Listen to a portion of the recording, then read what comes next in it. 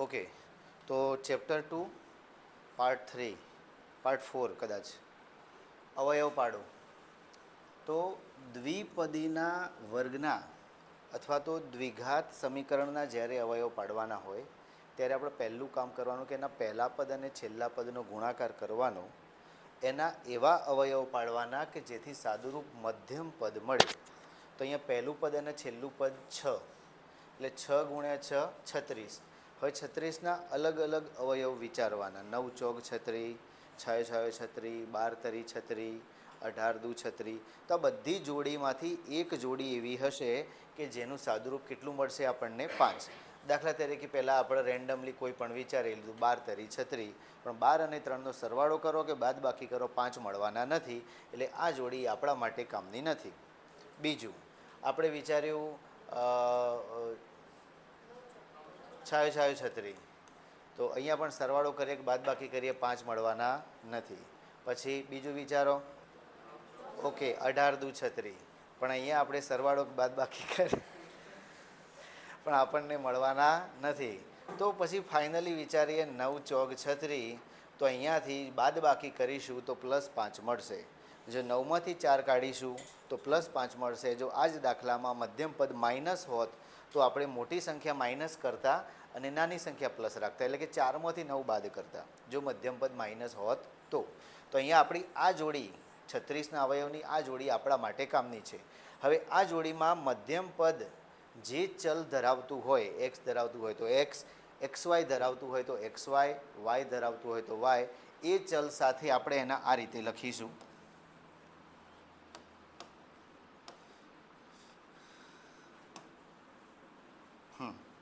તો લખીએ અહીંયા 6x² + 9x - 4x - 6 +9x અને -4x ને તમે આમ કે આમ પહેલું કે બીજું ગમે તેમ લખી શકો, પણ અહીંયા મોટી સંખ્યા પ્લસ હશે, નાની સંખ્યા માઇનસ હશે, જેથી કરીને એનું જે સાદું રૂપ હોય આપણને પ્લસ મળશે. બરાબર, એ વસ્તુનું એ ધ્યાન રાખવાનું છે. હવે પહેલાં બે પદમાંથી કોમન કાઢીશું. પહેલાં સંખ્યા તો અહીંયા 6 એટલે 3 દુ 6, 3 તરી 9, 3 બંનેમાં કોમન છે એટલે 3 નીકળ્યા.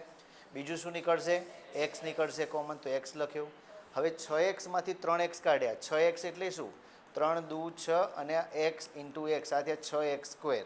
એમાંથી તમે કોમન શું લઈ લીધું? 3x. તો વધ્યું શું? 2x. તો અહીંયા લખ્યા 2x.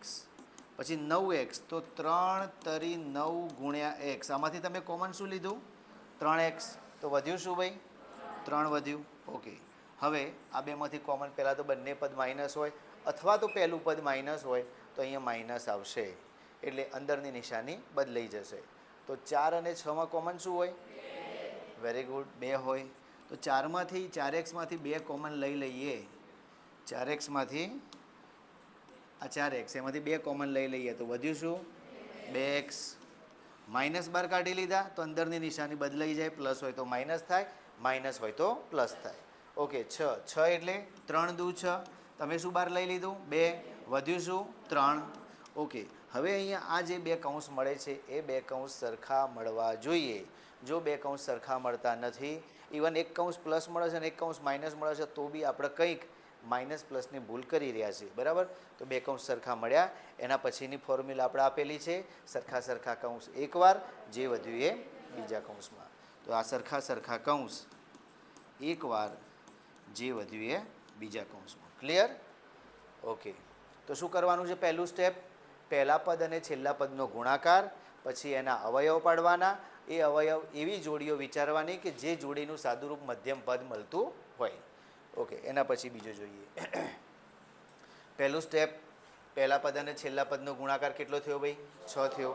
તો 6ના શક્ય એટલા અવયવો, તો 6ના શક્ય એટલા અવયવમાં 3 દુ 6, 6 એકા 6. હવે 1 છક 6 અને 2 તરી 6 એ થાય એના, પણ એની કોઈ જરૂર નથી. તો 6ના અવયવની આટલી જોડી મળશે આપણને. તો આમાંથી એક જોડી એવી હશે જે આપણને 7 આપશે. એ સરવાળાથી આપી શકે, બાદ બાકીથી આપી શકે. Very good. 6 અને 1, બરાબર. તો મધ્યમ પદમાં ચલ તરીકે x હોવાથી અહીંયા બંને જગ્યાએ શું આવી જશે? x આવી જશે. તો અહીંયા લખીશું આપણે, બધું પ્લસ હોય ને એટલે તમારું કામ બહુ સહેલું થઈ જાય. 2x² + 6x + 1x, એટલે કે x, 1 લખવાની જરૂર નથી, +3. ક્રમ ગમે તે હોઈ શકે, નાનું મોટું પ્લસ માઇનસ એવું કંઈ હોતું નથી. ચલો પહેલાં બેમાંથી શું કોમન નીકળશે? જો આમ તો 9મા ધોરણમાં તમને આવડવું જુઓ, તેમ છતાં ના આવડે ને તો એને ભાગ પાડી દેવાના. 2x² ને શું કહેવાય? 2 ગુણ્યા x ગુણ્યા x. પછી 6x ને શું કહેવાય? 3 દુ 6 ઇન્ટુ x. આ 2x² ના અવયવ થયા, ભાગ થયા, અને 6x ના થયા. હવે બેમાંથી જે કોમન હોય એને બહાર લેવાનું. તો કોણ છે? 2. પછી બીજું કોણ છે? તો શું કાઢ્યું બહાર? ઓકે, હવે પહેલામાં શું વધ્યું? x. અને 6x માં શું વધ્યું? 3 વધ્યા. હવે અહીંયા બધું પ્લસ જ છે એટલે માઇનસને યાદ જ નહીં કરવાનું. જો કંઈ કોમન ના હોય, x અને 3માં કંઈ કોમન નથી, તો એનો મતલબ એક તો બધામાં કોમન હોય જ. તો અહીંયા લખીશું 1 x વત્તા 3. બે કૌંસ સરખા મળ્યા તો એના પછીની ફોર્મ્યુલા શું? એકવાર જે વધ્યું એ, ઓકે, સરખા સરખા કૌંસ, એકવાર જે વધ્યું એ બીજા કૌંસમાં. આવડે ને ભાઈ? ઓકે, ચલો. અહીં તો પહેલા પદમાં 1 છે એટલે કોઈ ગુણાકાર કરવાની જરૂર નથી, ડાયરેક્ટ જ 6 ના અવયવ આવડે હતા એ જ. 6 એકા 6 અને 3 દુ 6. હવે જુઓ, બંને જોડી એવી છે કે જેનાથી 5 મળે, પણ કામના 5 એટલે કે -5 શેનાથી મળે એ જોવાનું છે. અહીંયા તમે જો આવું કરો, -3 -2 તો -5 મળે. અહીંયા તમે 1 - 6 કરો, 1 - 6 તોય -5 મળે. -3 ને -2 -5, 1 - 6 તોય -5. તો -5 તો બંનેથી મળે છે. પણ હવે આ બે જોડીમાંથી એક જોડી એવી છે કે જે આપણને +6 આપે છે ગુણાકારથી. એ જોડી કઈ? Very good. જો આ બેનો ગુણાકાર કરીએ તો એ ગુણાકાર કેટલો થશે? +6. અને આ 1 ગુણ્યા -6 કરીએ તો ગુણાકાર કેવો થાય? -6. તો આપણા માટે કામની જોડી આ થઈ.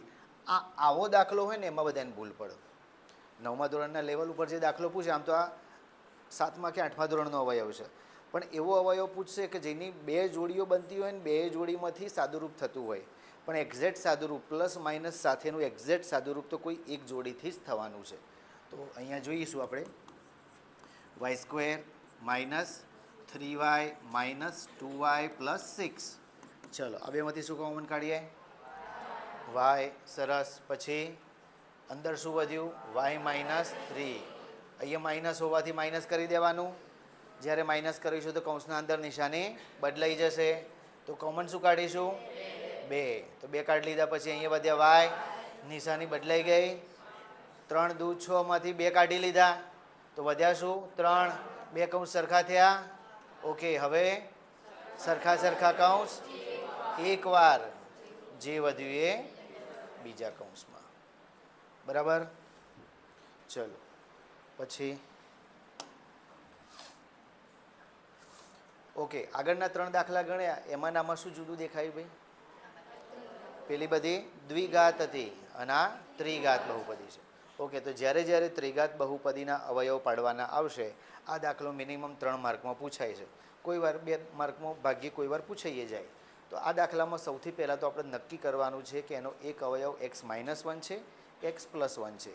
એના માટે જે એના સહગુણકો હોય એ સહગુણકોનું સાદુરૂપ આલવાનું. જો સહગુણકોનું સાદુરૂપ 0 થાય, એટલે મેં તમને એક પેલા શોર્ટ ક્વેશ્ચનમાં લખાવ્યું હતું કે જો a + b + c + d = 0 થાય તો આનો એક અવયવ શું થશે? x - 1. અને જો એવું થતું નથી તો પહેલાં સાથે ત્રીજું એટલે કે a + c નું સાદુરૂપ b + d જેટલું થાય તો બહુપદીનો અવયવ છે x + 1. ઓકે, તો પહેલું સ્ટેપ એ રહેશે, અવયવ નક્કી કરવાનું. તો અહીંયા લખીશું આપણા સહગુણકો. આના 2, આનો +1, આના -2 અને આનો +1. તો અહીંયા લખીએ a = 2, b = +1 અથવા 1, c = -2 અને d = +1. તો કરો જો a + b + c + d. તો શું થશે? અહીંયા 2 + 1 - 2 + 1 +2 - 2 ગયા, +2 - 2 ગયા, 1 ને 1 2. કંઈક ભૂલ છે રકમમાં, જોજો ભાઈ.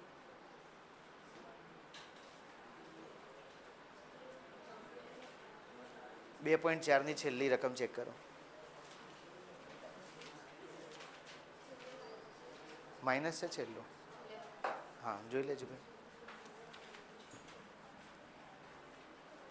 લાવો.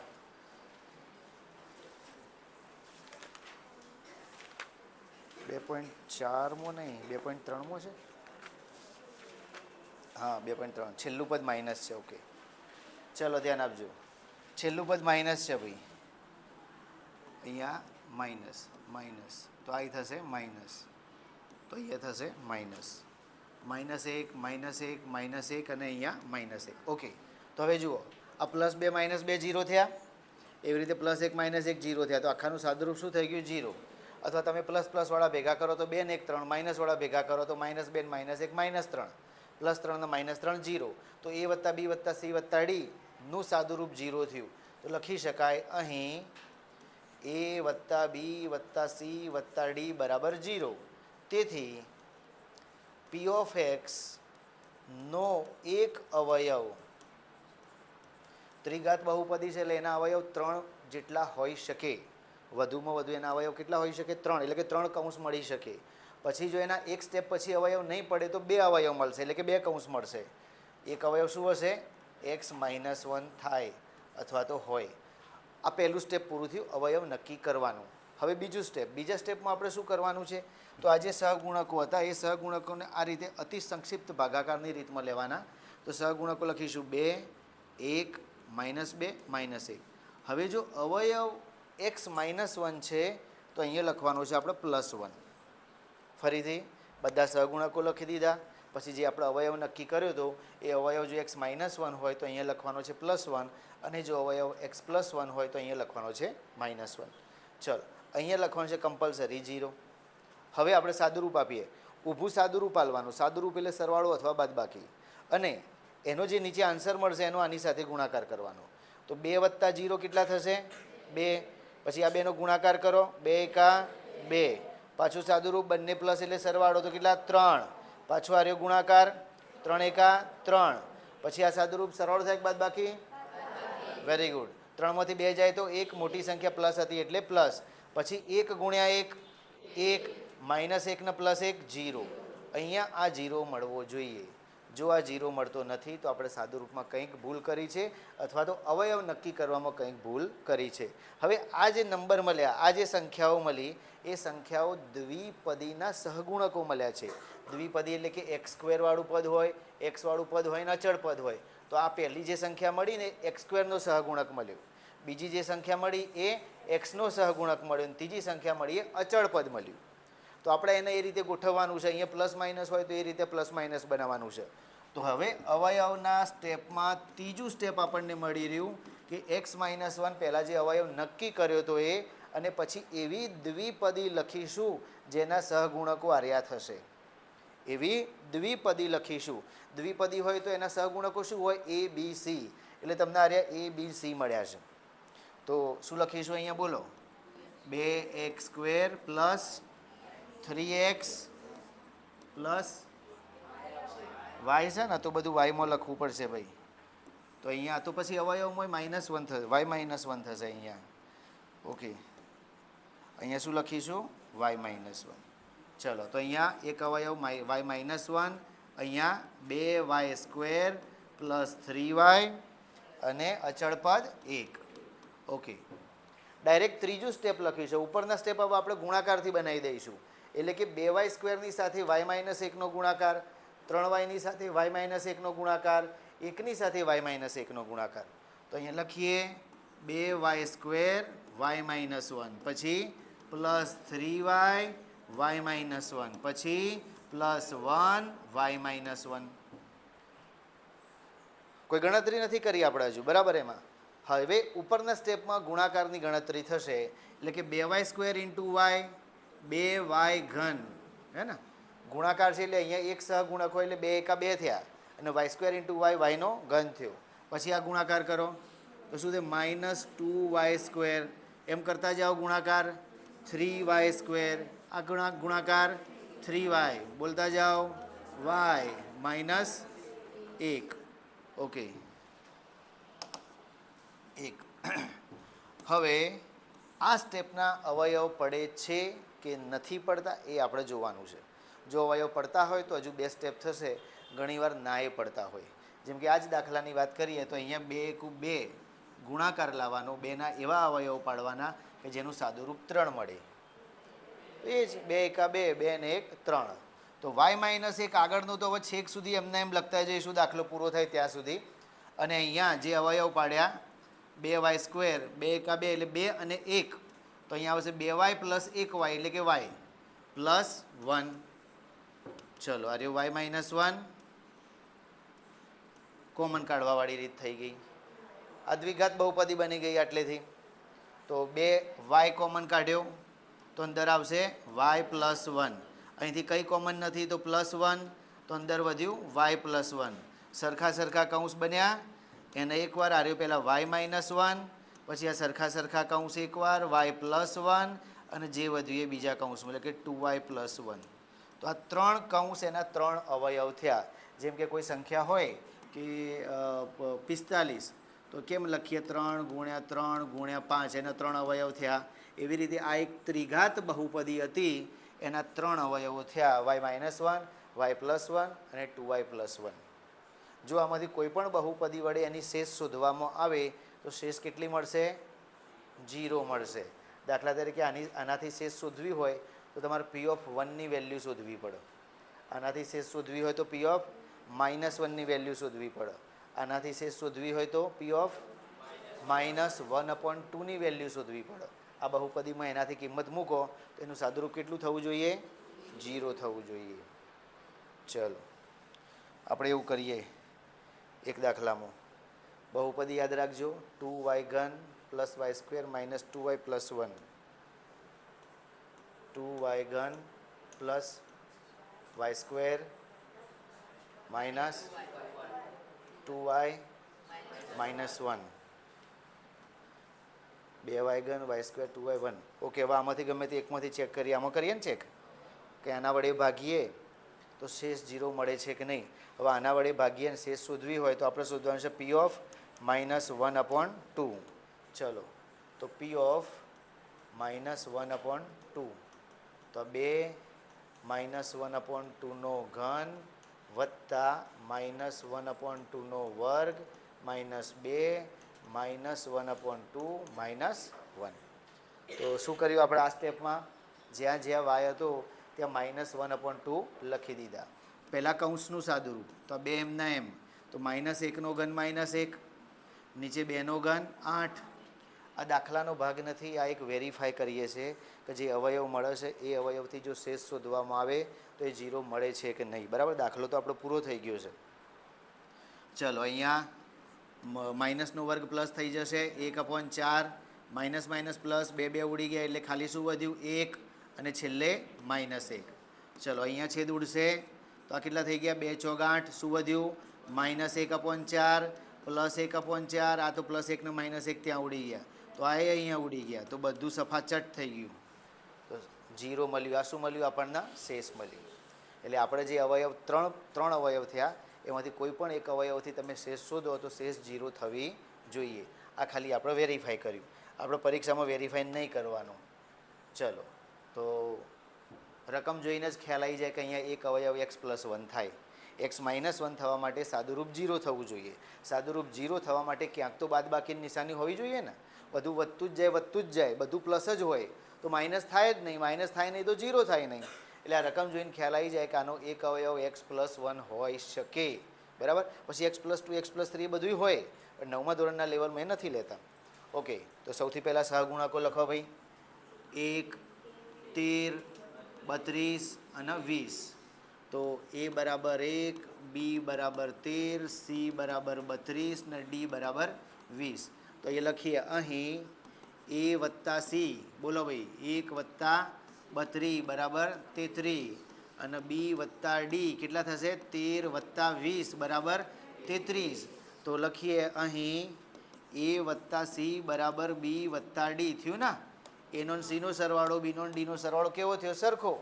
તો બીજી શરત લાગુ પડી કે a + c = b + d. તેથી બોલો, p(x) નો એક અવયવ x પ્લસ 1 છે. જ્યારે પી ઓફ એક્સનો એક અવયવ એક્સ પ્લસ 1 હોય તો અહીંયા -1. ઓકે, ચલો સહગુણકો જે હતા એ ફરીથી પાછા 1, 13, 32, 20. અહીંયા 0. ચલો ઊભો કરો સરવાળો. 1 + 0 1. હવે આ બેનો ગુણાકાર કરો. પાછું સાદું રૂપ આલો 12. Very good. પાછો ગુણાકાર કરો -12. પાછું સાદું રૂપ. સરસ. પાછો ગુણાકાર. પાછું સાદું રૂપ. મળ્યું? મળવું જોઈએ? ના મળે તો ખોટું હોય. અવયવ નક્કી કરવામાં ભૂલ હોય અથવા તો સાદું રૂપમાં ભૂલ હોય. ઓકે, તો આ જે 3 સંખ્યાઓ મળી એ શેના માટે મળી? આ સંખ્યાઓ મળી એ શેના માટે મળી?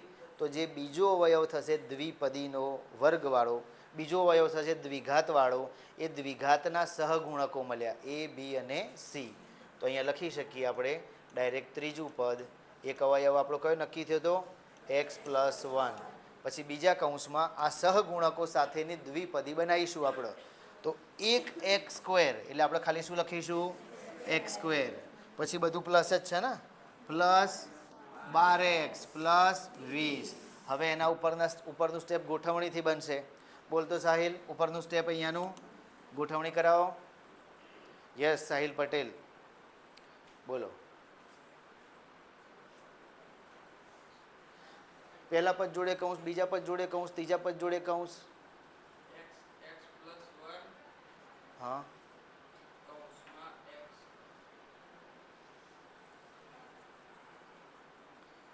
હર્ષિલ.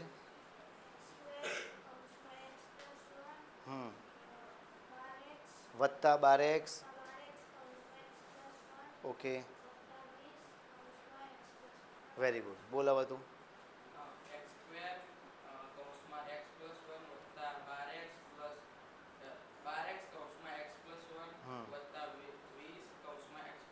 ગુડ.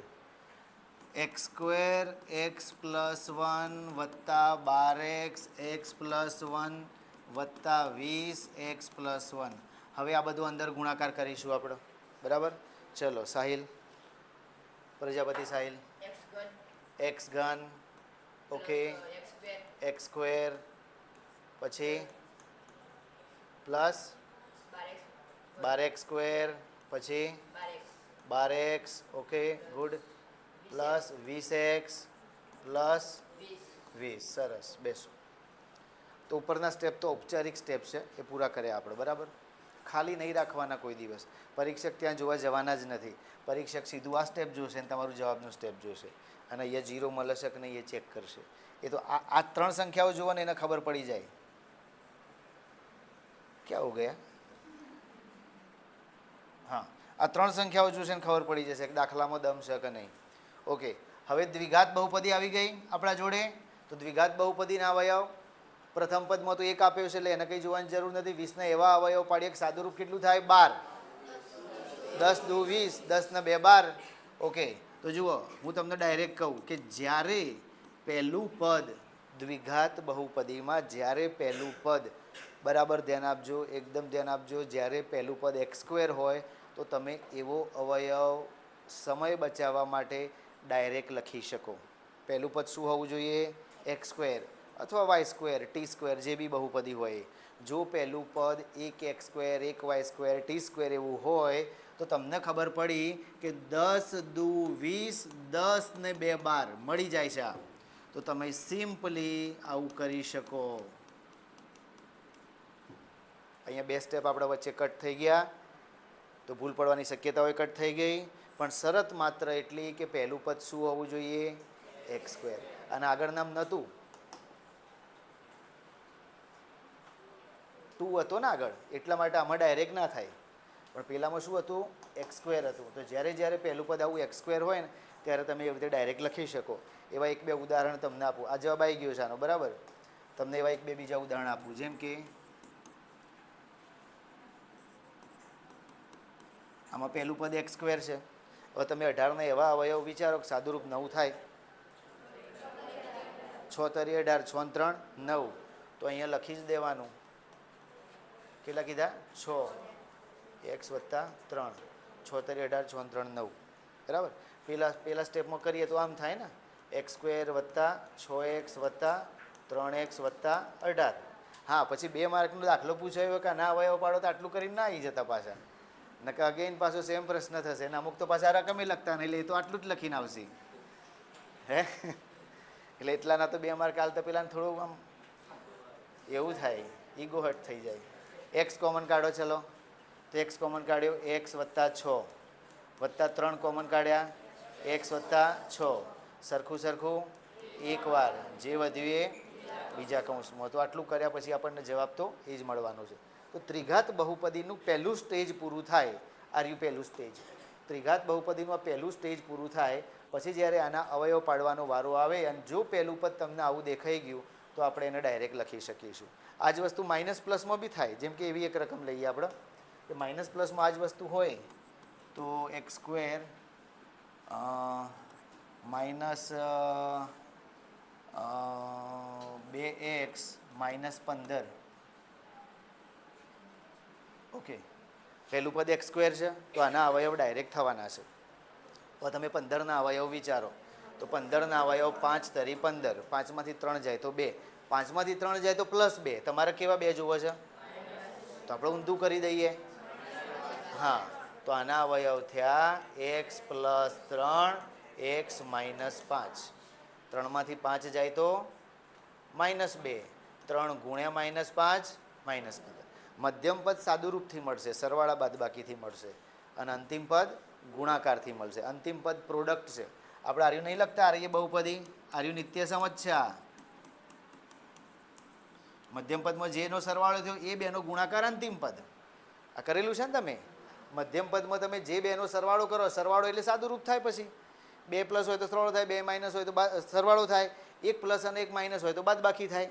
બરાબર. તો જુઓ આ મધ્યમ પદ બને છે એનાથી આર્યું, અને એ જ બેનો ગુણાકાર, એ જે મધ્યમમાં 2 પદ હતા એ જ બેનો ગુણાકારથી અંતિમ પદ બને છે. જેમાં એ અંતિમ પદ બન્યું છે ને એવી રીતે આ બેનો ગુણાકાર કર્યો એટલે અંતિમ પદ બન્યું. તો આ એર્યું નિત્યસમ છે. બરાબર.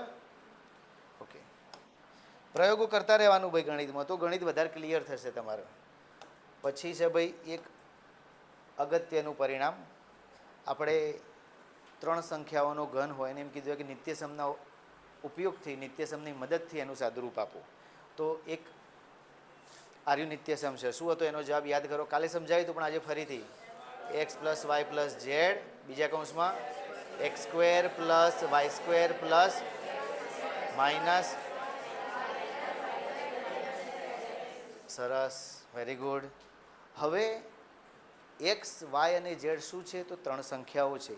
તો આ 3 સંખ્યાઓ માટે 2 શક્યતાઓ છે. એક શક્યતા કે એમનો સરવાળો 0 થાય અને બીજી શક્યતા કે 0 ન થાય.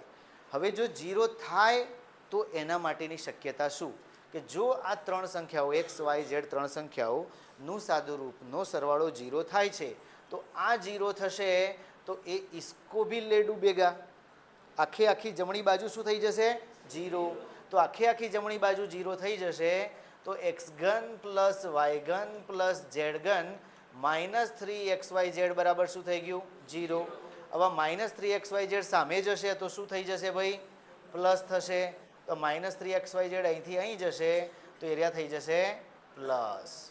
એટલા માટે આપણને આવું એક સૂત્ર મળ્યું કે 3 સંખ્યાઓના ઘનનો સરવાળો 3xyz થાય, શરત એ કે 3 સંખ્યાઓનો સરવાળો 0 હોવો જોઈએ. હવે 3 સંખ્યાઓનો સરવાળો 0 થવા માટે 2 શક્યતાઓ છે. એક શક્યતા કે 3માંથી કોઈ એક માઇનસ હોય.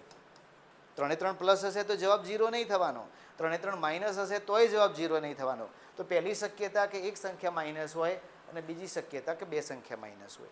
હવે આપણે સાદુરૂપ આપી જોઈએ. જેમ કે 5 અને 8 13, કેવા 13 પ્લસ અને આરે -13, તો +13 ને -13 0. તો લખી શકીએ કે અહીં x + y + z બરાબર 0 છે. તેથી આ નિત્યસમ લાગુ કરી શકાશે. અહીંયા જુઓ, આર્યા 12, આર્યા -5 ને -7 -12, તો +12 -12 0. તો અહીંયા પણ x + y + z બરાબર કેવું થઈ ગયું? 0. તેથી અહીંયા પણ નિત્યસમ લાગુ પડશે. એટલે આ પ્રકારના દાખલામાં પહેલું કામ છે x + y + z 0 થાય છે કે નહીં. એ થતું જશે તો જ આપણને દાખલો આપ્યો હશે.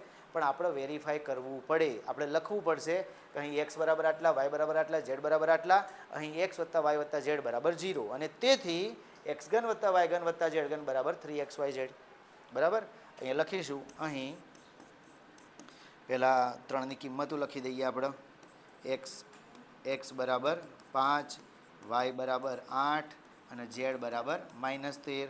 તો લખીએ એક્સ વત્તા વાય વત્તા ઝેડ બરાબર 5 વત્તા 8 -13 બરાબર 0. અહીં એક્સ વત્તા વાય વત્તા ઝેડ કેટલા મળ્યા? 0. તેથી એક્સ ઘન પ્લસ વાય ઘન પ્લસ ઝેડ ઘન બરાબર 3xyz.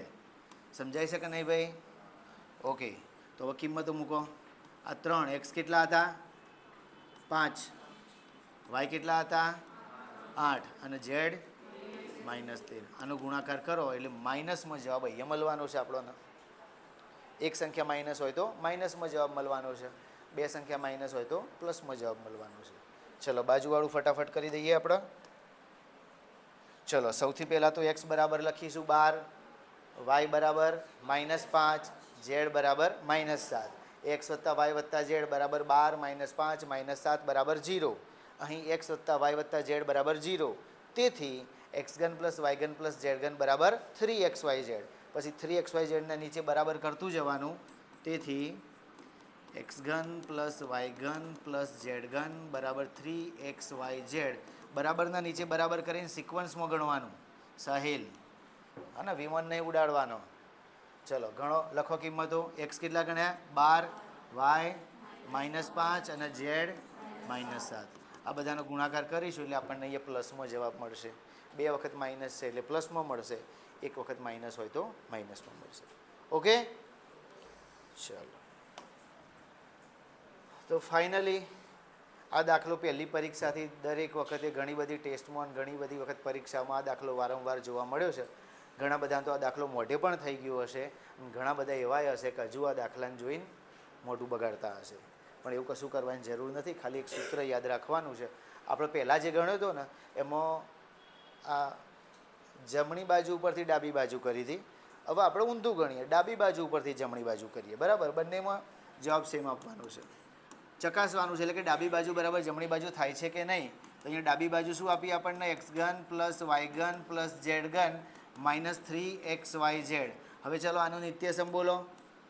એક્સ વત્તા વાય વત્તા ઝેડ બીજા કૌંસમાં બોલો x² plus y² plus z² minus xy minus yz minus.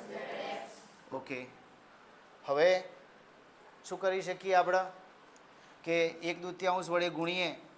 આવું લાવવાનું છે ને આપણે, એટલે 1/2 એટલે 2 ગુણીએ ને 2 ભાગીએ એમ.